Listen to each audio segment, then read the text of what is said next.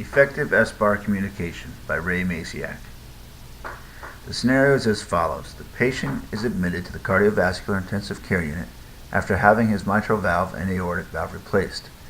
The patient is stable and his immediate postoperative labs reveal his hemoglobin to be stable at 10.1. His 4-hour postoperative labs reveal a significant drop in his hemoglobin to 7.7. I suspected a contaminated specimen and resent the labs.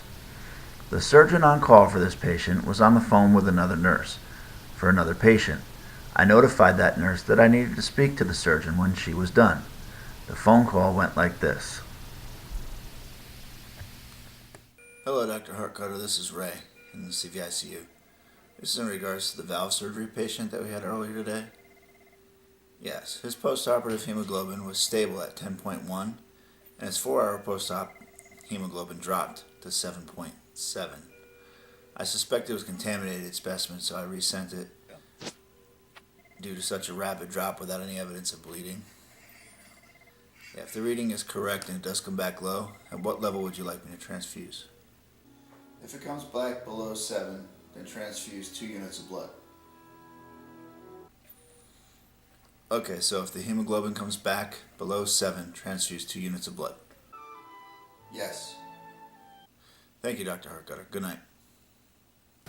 As the shift progressed, the recheck on the labs did come back low and the hemoglobin was 7.4. With no apparent signs of bleeding and no hemodynamic instability, I followed the doctor's orders and did not transfuse due to the hemoglobin being above 7.0. As my shift progressed, I continued with my patient care, giving him his postoperative bath and sitting the patient up in the chair.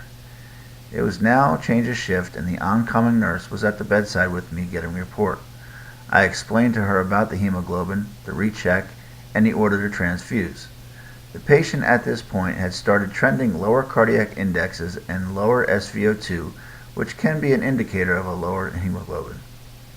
After discussing with the oncoming nurse, she said she would handle it, and then I made the decision after clarifying with the oncoming nurse to call the doctor back with these new developments in the patient condition and suggest transfusion.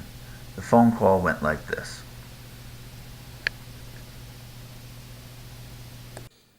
Hey, Dr. Hartcutter, this is Ray again. In regards to our patient who had the valve surgery today, yeah, his recheck did come back and it was 7.4, and I didn't transfuse, but that's not why I'm calling. His cardiac index is trending down. It's currently 1.6, and his SVO2 is in the 40s. I believe he could use a unit of blood. That's fine. Give him 1 unit and recheck his hemoglobin. If it's still low, give him a 2nd unit. So we are to transfuse 1 unit of blood now, recheck the hemoglobin, post-transfusion, and if it's still low, transfuse the 2nd unit. What parameters would you like to set for the 2nd unit to be transfused? 7.5. If the recheck hemoglobin comes back 7.5, then transfuse the 2nd unit. Yes. Thank you, doctor. Good night. The outcome of effective communication. Although the patient was not unstable, I felt it part of my responsibility to communicate with the doctor my findings and the trends in the patient condition and assist the oncoming nurse by obtaining orders for transfusion. This situation could have waited until the oncoming nurse rechecked the labs later in the shift, which would have resulted in a lower hemoglobin requiring transfusion. Sometimes you gotta listen to your gut. I took it upon myself to communicate to the doctor the changes that I saw in the patient and the need for intervention sooner rather than later.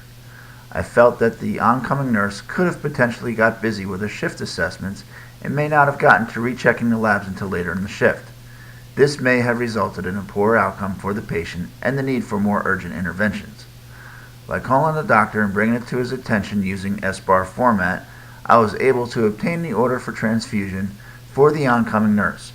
I also used clarifying questions to avoid additional phone calls later in the shift.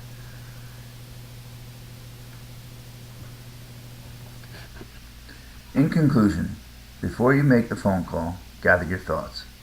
Jot down what you want to talk about. Get the information in front of you that helps you describe the situation. When communicating using SBAR format, be brief and get to the point. Give suggestions on what it is you're looking for. In other words, don't present a problem without suggesting a solution, if possible. Take control of your phone call. You are the one with the patient. You have to paint the picture for the doctor to see. Don't forget to ask clarifying questions. Read back the orders given to you. Be an effective member of your team by communicating well with doctors on the phone. This minimizes mistakes and the need for multiple phone calls to the doctor. Trust me, as much as you don't want to call the doctor back to clarify, they don't want to have to tell you again what they've already told you. This concludes my presentation on effective SBAR communication. Thank you very much.